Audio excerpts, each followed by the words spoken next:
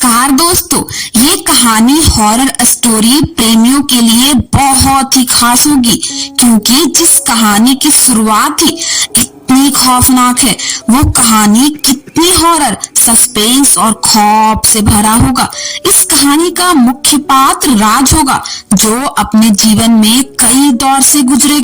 हर एक मोड़ पर उसका सामना डर से होगा। राज थोड़ा सा डरपोक किस्म का है, पर देखना ये है कि आखिर वो कैसे सभी मुश्किलों का सामना करता है। क्या क्या राज उसके सामने खुलते हैं और क्या क्या अजीब घटित होता है उसके साथ। मेरी यही उम्मीद है कि आपको यह कहानी जरूर पसंद आएगी। चलिए अब हम कहानी की ओर आगे बढ़ते हैं। रात के लगभग 10 बजे राज अपने ऑफिस में काम कर रहा था। आज काम की व्यवस्था के कारण उसे पता ही नहीं चला कि कब रात के 10 बज गए। उसने अपनी कलाई में बंधी घड़ी में देखा और समय देखकर चौंक गया। उसने कुछ रहा हुआ कार्य को पूरा किया और अपने केबिन से बाहर आ गया। ये क्या? ऑफिस में घोर सन्नाटा पसरा हुआ था। कोई भी नहीं था। वो ऑफिस से बाहर आ गया तो बाहर भी किसी की कोई आवाज नहीं आई और ना ही कोई आसपास दिख रहा था। ये आज सब लोग चले कहाँ गए? रोज तो रात के 11 बजे तक सब यहीं पर होते हैं और आज कोई भी नहीं दिख रहा है। राज ने मन में ही सोचा। खैर, वो अपनी कार में बैठकर रवाना हो गया अपने घर की तरफ। वो तेजी से कार चला रहा था क्योंकि आज से पहले उसने कभी इतनी देर नहीं की थी। उसका घर अभी लगभग 20 किलोमीटर दूर है, लेकिन शॉर्टकट लेने पर 5 किलोमीटर की दूरी बच सकती है। पर उसे पता है कि वो उस रास्ते से नहीं जाएगा क्योंकि वहां उस रास्ते में एक कब्रिस्तान है और राज थोड़ा सा डरपोक किस्म का है, तो उसने शॉर्टकट का रास्ता लेना सही नहीं समझा। पर आज उसे जाना ही पड़ेगा क्योंकि आज उसे बहुत देर हो गई थी। राज अब उस शॉर्टकट वाले रास्ते से जा रहा था, तभी वो हुआ जिसका उसे कोई अंदाजा नहीं था। कब्रिस्तान के दरवाजे के सामने जाकर उसकी गाड़ी रुक गई। शिट, अब इसे क्या हुआ? राज अपनी कार से बाहर आते हुए बोला। उसने अपनी कार को ठीक तरह से जांचा पर उसे कोई खराबी नहीं मिली।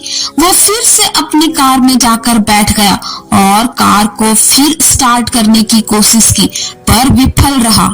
उसे कुछ समझ नहीं आ रहा था। उसने समय देखा तो रात के 11:15 बज रहे थे। तभी अचानक उसे किसी के घुंघरू की आवाज सुनाई दी। उसे अब एहसास हुआ कि वो कब्रिस्तान के पास है। वो थोड़ा डर गया और फिर से कार स्टार्ट करने की कोशिश की पर वो अभी भी नहीं चली। तभी वो आवाज फिर से आई। वो अब डर गया और फिर वो कार से बाहर आया और कब्रिस्तान के अंदर चला गया। उसे वहां कोई नहीं दिखा। उसने इधर उधर देखा और वापस मुड़ गया। जैसे ही वो अपनी कार की तरफ बढ़ा, उसे किसी के रोने की आवाज आई। आवाज किसी स्त्री की लग रही थी। वो बहुत ही भयानक तरीके से रो रही थी। उसने ऑफिस मुड़ना सही नहीं समझा पर अपनी कार में बैठ गया। कार अभी भी स्टार्ट नहीं हुई। वो फिर से कार से उतरा और जांचने लगा। तभी उसके कंधे पर किसी ने हाथ रखा। राज का दिल बहुत ही जोर से धड़कने लगा। इस समय जब कभी कोई नहीं दिख रहा था तो ये कौन है? फिर उसने डरकर पीछे देखा तो एकदम खड़ा था। उसके शरीर से शराब की गंदी बदबू आ रही थी, मानो वो शराब पीकर नहीं नहाकर आया हो।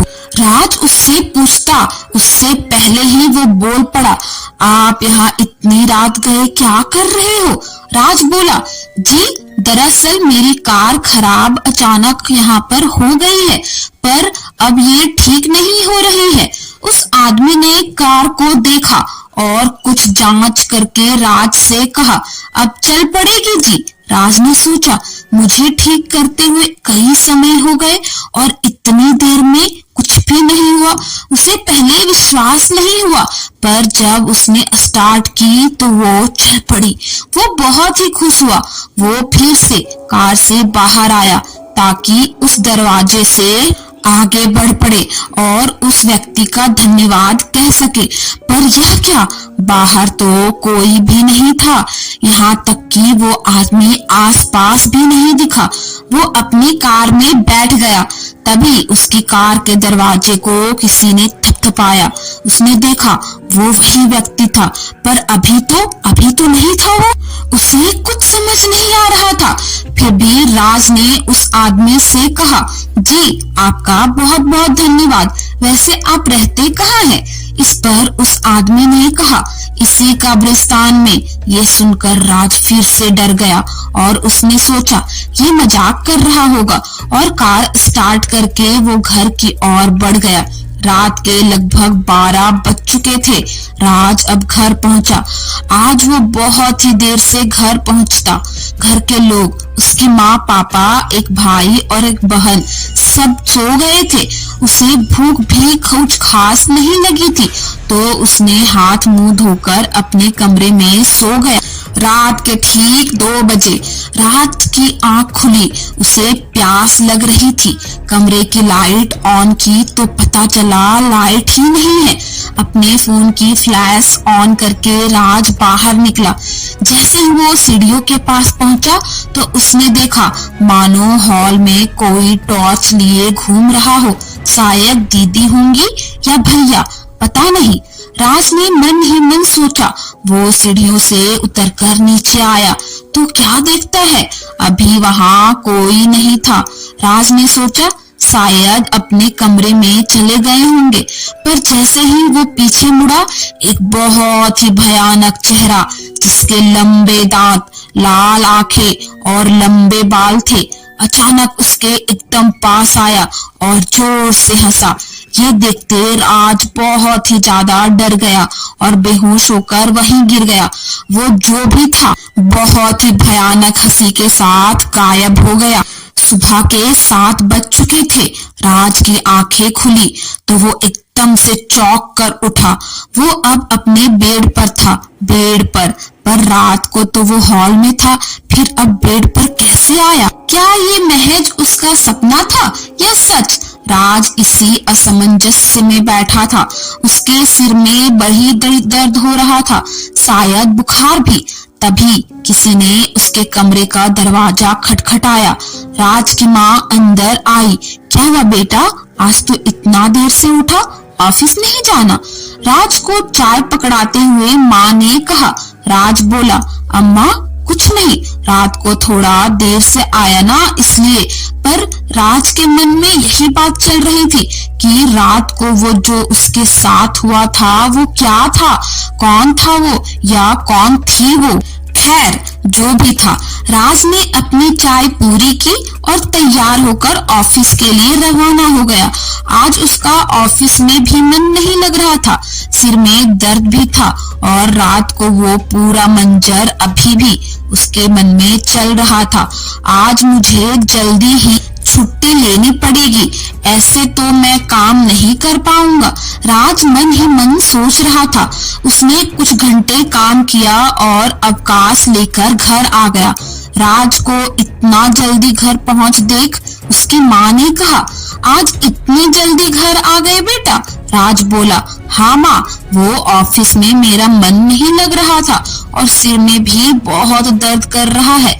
माँ ने कहा, ठीक है, कोई बात नहीं, तू आराम कर, कुछ चाहिए तो कह देना। राज अपने कमरे में चला गया।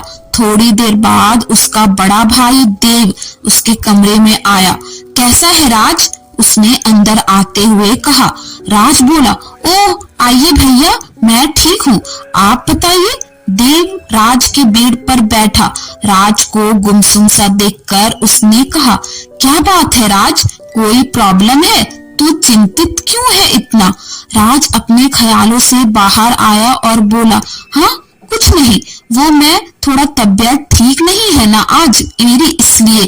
देव बोला, अच्छा, तू रात को हॉल में क्यों लेटा था? पर ये सुनकर राज चौंक गया। मतलब ये उसका सपना नहीं था। वो बोला, हॉल में नहीं तो? देव बोला, झूठ मत बोल अब, रात को मैंने ही तुझे यहाँ बेड पर लाकर सुलाया था। राज सोच में पड़ गया कि क्या देव को बताना ठीक होगा? क्या वो विश्वास करेगा उस पर कि रात को उसके साथ क्या क्या हुआ था? राज बोला, आप किसी को बताओगे तो नहीं? देव ने कहा, नहीं बताऊंगा, पहले तू ये तो बता कि हुआ क्या? राज ने पूरी कहानी बताई जो कल उसके साथ घटी थी। कैसे वो ऑफिस से देर से रवाना हुआ और उसकी कार कब्रिस्तान के आगे खराब हुई। घुंघरू की आवाज सुनाई देना, उसके कंधों पर किसी का हाथ रखना और फिर उसके द्वारा गाड़ी ठीक करके देना। घर पर आने पर हॉल में किसी का दिखना और उसका भयानक चेहरा देखना और उसका बेहोश हो जाना आदि सब कुछ उसने बताया। ये सब सुनकर देव भी सोच में पड़ गया कि आखिर ये सब क्या हुआ। फिर देव ने कहा, तू चिंता मत कर, कुछ नहीं होगा तेरे साथ। राज ने हामी भरी। कुछ दिन यूं ही बीत गए। राज की हालात अब और भी बिगड़ रही थी। उसे रोज मानो कोई छुपाकर एकदम से डराता रहता, पर पता नहीं चलता कि आखिर कौन कर रहा है ये सब। तभी एक रात राज अपने कमरे में सो रहा था। रात के लगभग 2 बजे उसकी आंख खुली जब किसी ने उसके कमरे का दरवाजा खटखटाया। वो उठा, डरते हुए वो दरवाजे के पास तो पहुंचा, पर उसे खोलने की हिम्मत नहीं हो रही थी उसकी। पर फिर भी डर पर काबू करके उसने दरवाजा खोला तो बाहर कोई नहीं था। उसने इधर उधर देखा, फिर भी उसे कमरे में कोई नहीं दिखा। वो वापस अपने कमरे में जाने के लिए मुड़ा तो वही खौफनाक चेहरा उसके सामने एकदम से आ गया। ये देखकर राज डर गया, पर उसने सोचा आज इसका सच जानकर ही रहना है। उसने डरते हुए जैसे ही उसको हाथ लगाने की कोशिश की, वो गायब हो गया। उसके बाद से राज बहुत परेशान रहता, पूरे दिन अपने कमरे में ही रहता, ऑफिस भी नहीं गया। उसकी ऐसी स्थिति देखकर माँ, बहन और उसके भाई ने सोचा कि राज को डॉक्टर को दिखाना चाहिए। उसने राज को नजदीकी हॉस्पिटल में एडमिट करवाया। रिपोर्ट आई तो सब आश्चर्यचकित रह गए, क्योंकि रिपोर्ट में सब कुछ नॉर्मल आ रहा था। राज को वापस घर ले आए। सब लोग राज को लेकर चिंतित थे कि ये उसके साथ क्या हो रहा है। फिर किसी तरह कुछ दिन और बीते। सबने राज को किसी तांत्रिक के पास ले जाने का सोचा, क्योंकि उसकी माँ को लग रहा था कि उस पर किसी चुड़ैल का साया है। देव ऐसी बातों पर बिल्कुल भी विश्वास नहीं करता था, पर अब उसे कुछ विचार करना पड़ेगा, क्योंकि उसके भाई के साथ जो कुछ हो रहा था उससे तो यही लग रहा था। आखिरकार सब राज को एक तांत्रिक के पास ले आए। तांत्रिक को सब कुछ बताते उससे पहले ही उसने कह दिया, इसे कोई स्त्री परेशान कर रही है जो इससे अपनी मौत का बदला लेना चाहती है। तांत्रिक की ये बात सुनकर सब चौंक गए कि आखिर राज ने किसको मारा है जो इससे बदला लेगी। किसी को भी उस तांत्रिक पर विश्वास नहीं हो रहा था। ये आप कैसी बातें कर रहे हैं? मेरा बेटा कोई खूनी नहीं है और नहीं इसने किसी को मारा है। इससे कोई बदला लेना क्यों चाहती है भला? फिर तांत्रिक ने अपना काम शुरू किया। उसने अग्नि में कुछ आहुतियां दी और कुछ मंत्र बोले।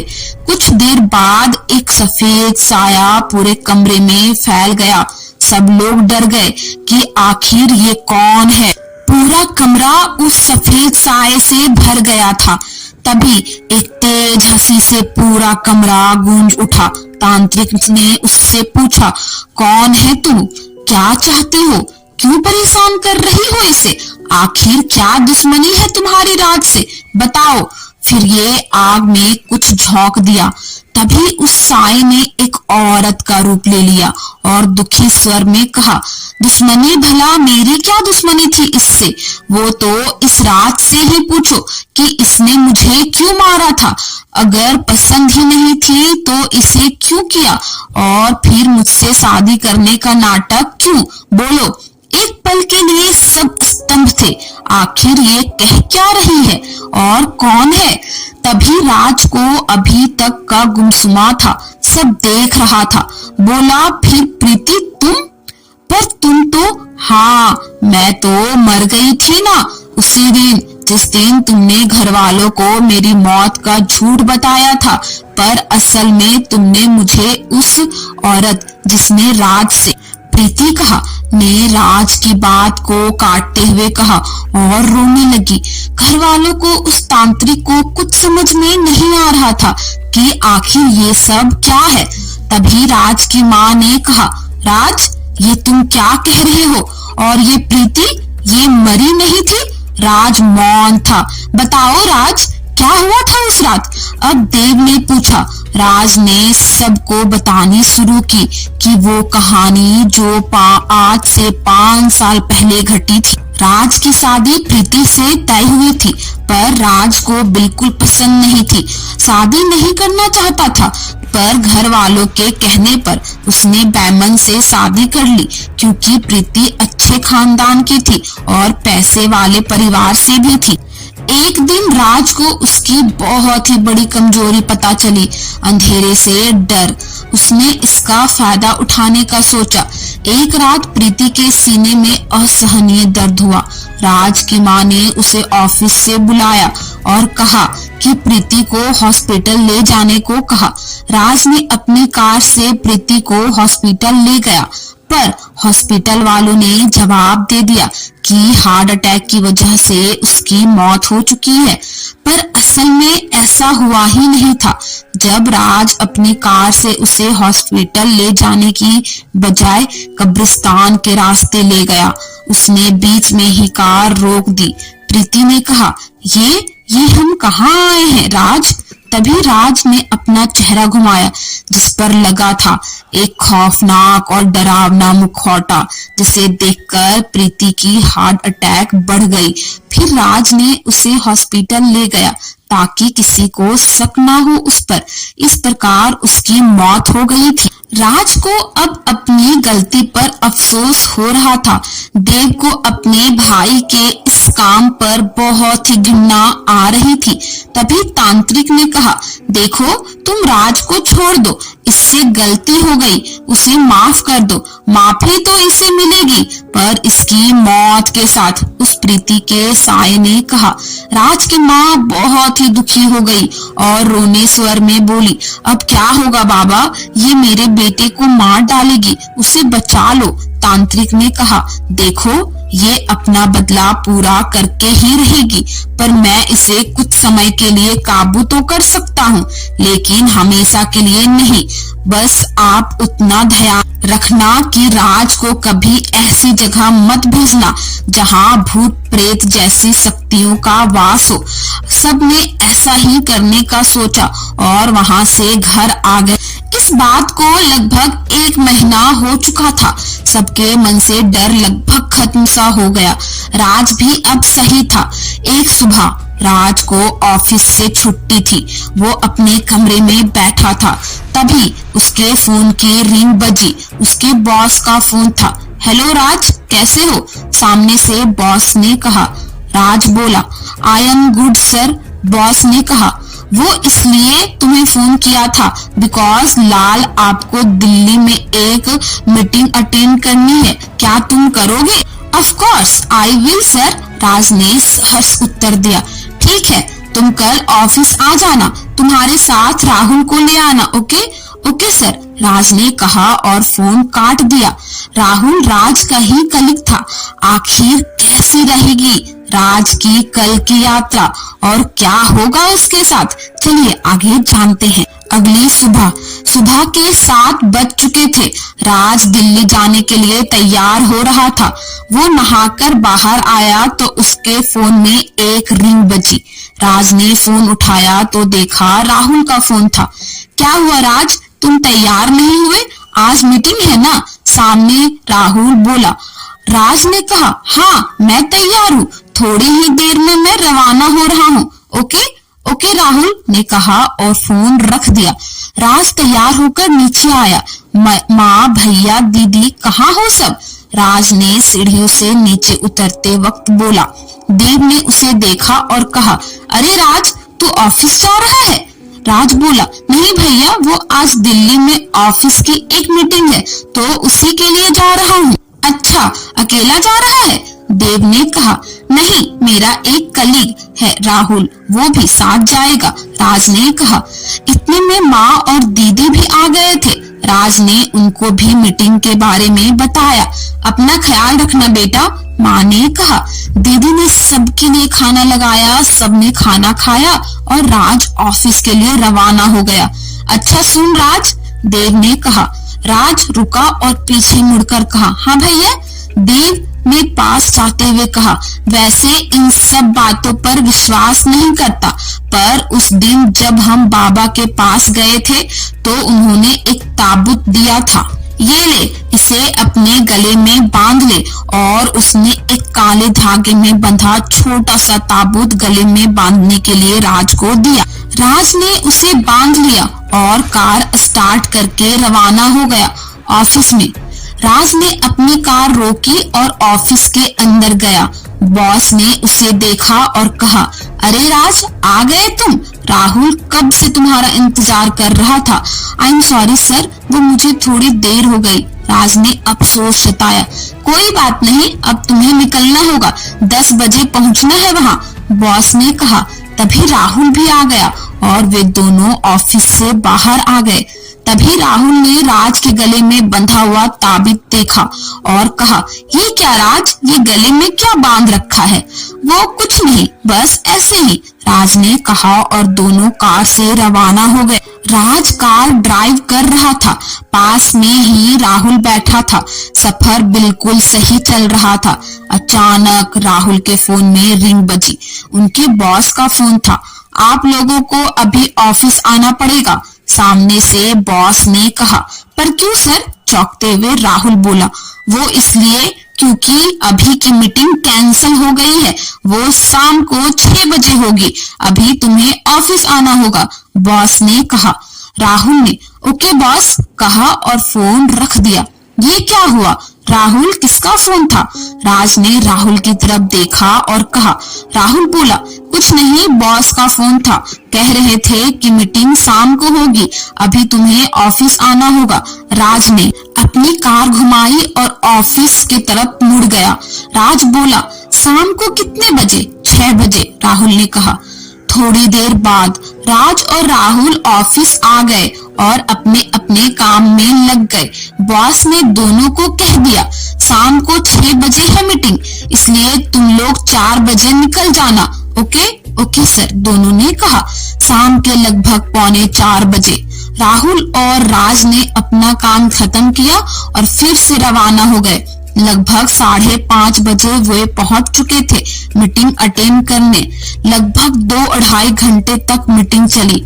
दोनों ने सोचा अब रवाना होना होगा। ठीक नहीं, क्योंकि अंधेरा हो गया है, पर यहाँ रुकेंगे कहाँ? राहुल ने पूछताछ करने पर एक कमरा मिल ही गया। दोनों बताए गए पते पर पहुँचे। वहाँ पर बहुत ही बड़ा मकान था। मकान तो बाहर से बहुत ही डरावना लग रहा था। वे दोनों अंदर गए तो पता चला कि मानो वो मकान कई दिनों से बंद पड़ा हो। फिर भी हमें क्या, हमें तो आज के रात ही रहना है, राहुल ने कहा। क्या वो डरावना घर भूतों का आवाज था? क्या सच में उस घर में भूतों का बसेरा था? क्या होगा राज और राहुल के साथ उस रात इस हवेली में? ये सब जानने के लिए आप हमारे साथ बने रहिए। अगला पार्ट मैं जल्द लेकर आऊंगी।